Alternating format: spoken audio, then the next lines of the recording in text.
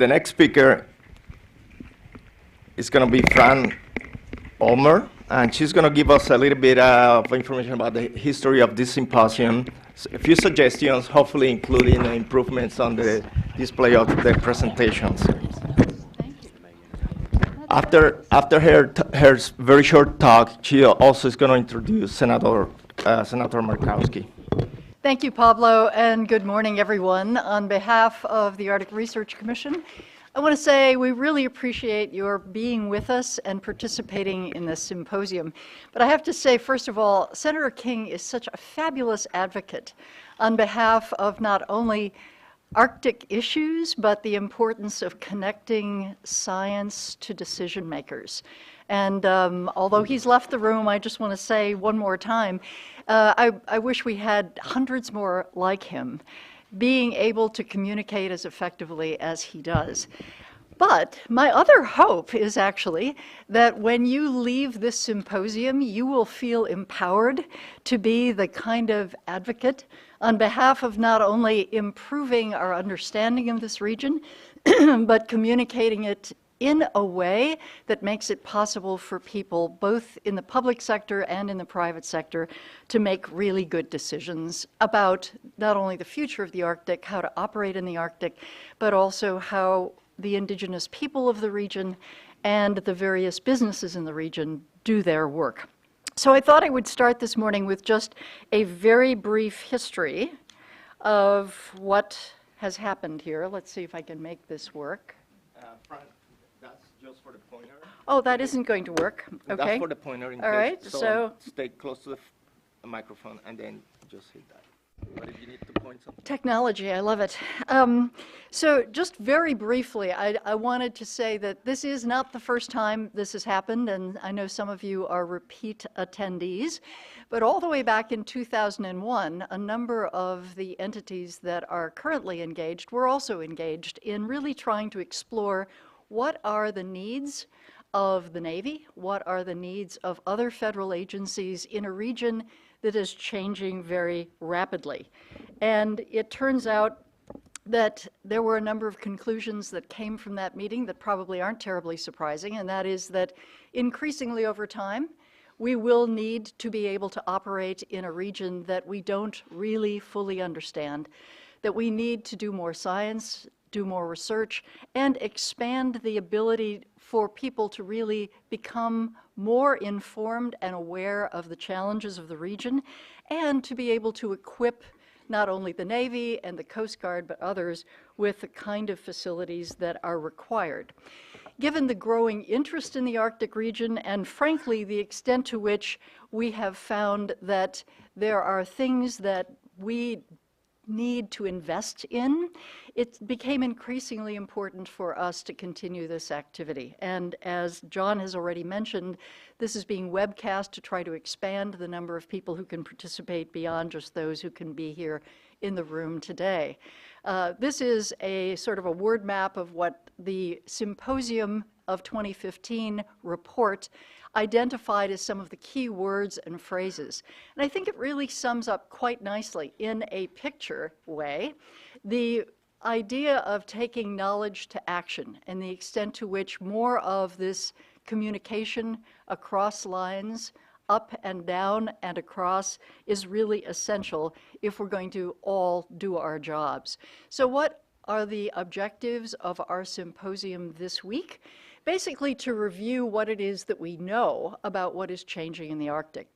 And I don't just mean climate, I also mean the laws and the regulations and the policies, and for us to better explore and discuss how those changes are really influencing the kinds of choices that need to be made so that in fact we can make the investments that will be required for future operations. Our challenges in this way is, well, let's just say that there are many challenges. How do we best prioritize the ways in which federal agencies, as well as the private sector and individuals, can really allocate resources wisely?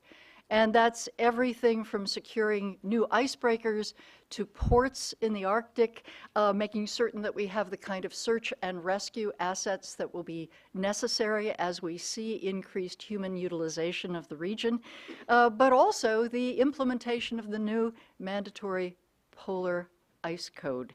You know, when the IMO did the Polar Code, it took many, many years to get to the point where it was actually adopted and now, as of January this year, effective. But in some ways, it just begins another important mountain to climb, and that is in the implementation and thinking through the additional things that need to be done to make certain that navigation, shipping, and utilization of this region are as safe as possible. So what are a few of the opportunities? You know, I think one of the things we need to concentrate on, and Senator King just mentioned this in a very effective way, and it is communicating what it is that we know, sharing that information in a way that really makes it easy for people to understand what assets are available for research, but also what information is available for decision making. This is just one of countless examples that we could talk about and hopefully will talk about this week. The Alaska Ocean Observing System, AOS, did this really interesting research assets map that sort of plots where research assets are and where monitors are. Another opportunity that is evolving is using ships that are already in the theater as platforms for monitoring. We know that research in the Arctic is expensive, it's dangerous, it's hard to get research platforms in the Arctic and to keep them there, so why not use tourism vessels and commercial vessels and ferries as ways in which we can plant the kind of monitoring devices that will keep us really increasing the amount of information that we have. And finally, the whole idea of more international collaboration, research across country borders that really empower not only the research community to be able to do what needs to be done to inform decision makers, but also to make sure that we are efficiently using the financial resources available. This is just one example of a rather impressive international effort to have a year-round expedition into the Central Arctic Ocean, Mosaic, an international project, which again, hopefully the U.S. will be a part of, either by using some of our assets like the Healy, by additional NSF funding, and by private sector engagement. So those are a few of the opportunities. So in conclusion, I just want to say, I hope that you will feel free to give us some feedback about how we can do a better job in 2 years when we repeat this symposium. We are always looking for ideas about ways in which, either from the standpoint of the speakers and the information that's offered, but also the panelists, can really improve the ability to help you do your jobs. I also hope that when you leave here this week, you will go back home to your organizations and spread information that you learn this week. That, I think, is another important responsibility that each of us who care about the Arctic and who have responsibilities in the Arctic to do that kind of outreach. I sincerely hope you will undertake that effort as well.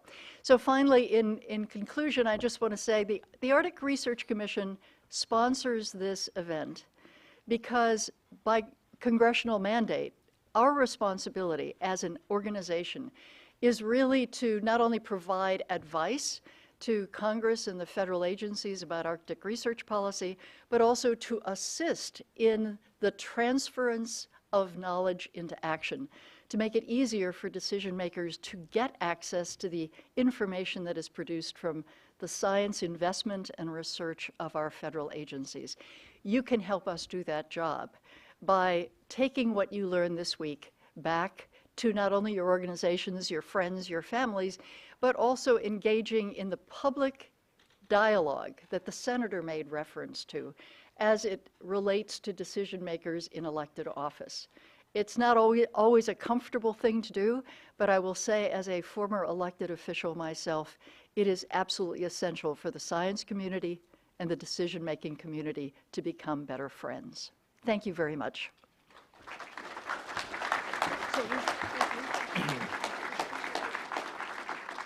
While we wait for the senior senator from Alaska, I'll open up for some questions to you so people can also test the system. Oh, I'm going to be a guinea pig testing. Yeah, Okay, exactly. all right, fine. Let's give it a try.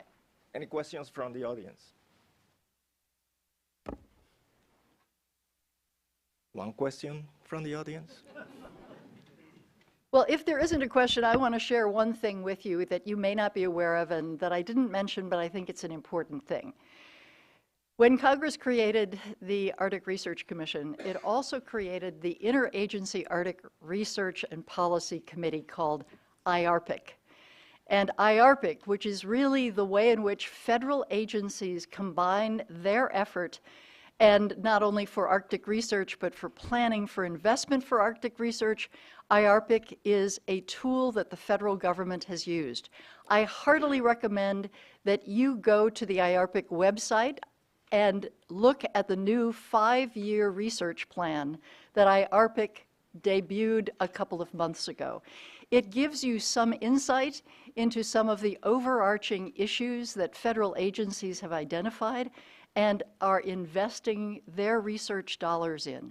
It gives you, as members of the public and members of the private sector and other federal agencies, some idea of what the best thinking is on the part of the federal agencies that do Arctic research and that have federal Arctic research budgets. The 5-year Arctic research plan at iarpc.gov is also a way that you can interact with federal agencies, again, for the private sector, for the university community, because they have something called IARPC collaborations, which is an open invitation to people to participate in these teams that focus on important Arctic science questions. So again, that's something that not a lot of people are aware of. It's something that IARPC started about a year ago, and it really is kind of an open door policy to communicating with and helping to shape the research that federal agencies do. So our senior senator from Alaska has arrived, and I just want to take a moment to say that it's my pleasure to introduce Senator Lisa Murkowski to you. As you heard from Senator Angus King a little bit earlier, she started the Arctic Caucus in the Senate because she wanted to raise awareness among her colleagues of the important issues in this region. It is an incredibly important thing that she has done, but that's just one of many ways in which she has participated in both international organizations, national organizations, Alaska events, to really help people focus on what needs to be done to make certain that the Arctic is the kind of Arctic that we all want, both nationally and internationally. So I just want to recognize Lisa Murkowski as someone who has been a leader not only for Alaska, for the Arctic, for our nation. Senator Lisa Murkowski.